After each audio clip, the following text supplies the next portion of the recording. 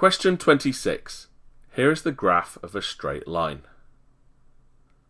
Question A says work out the equation of the line.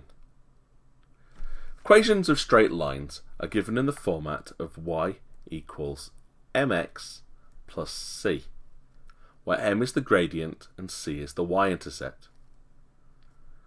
On this graph it's very easy to see that the y-intercept is 3, so this must mean that our equation is going to be y equals something times x plus 3. And that may be enough to get us 1 mark, but we still need to find out what the gradient is. Now the gradient of a straight line graph is how far up a graph goes when you go across one square.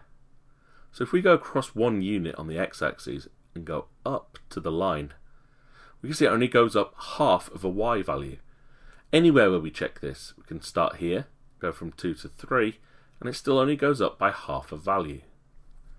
So this would mean that our gradient, m, is equal to only a half.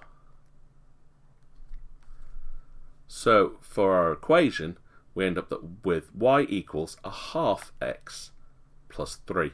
You could have also written this as x over 2 plus 3 to give exactly the same answer.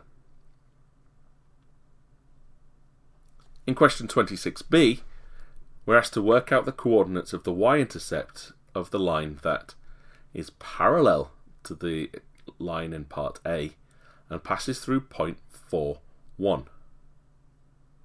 Well, once again, we're going to end up with an equation which is y equals mx plus c, but with one easier fact. If a line is parallel, it has the same gradient. So we know that this has to be y equals 1/2 x plus whatever the c value is. The only other piece of information that you're given is that it must pass through 4, 1. When x is 4, y is 1. So if you substitute this into this equation here, y is 1, so we end up with 1 is equal to, when x is 4, so that's 4 divided by 2, add c. 4 divided by 2 is 2, so 1 is equal to 2 add c. Taking away 2 from both sides, we can see that c must be equal to -1. So our equation here would be y equals a half x subtract 1.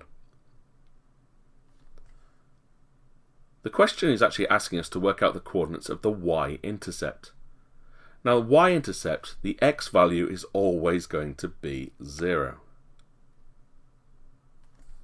To create an intercept with here, it's always going to pass through x equals nothing. If that's the case, the gradient means nothing, and y, the y-intercept in this case, which is c, will equal -1.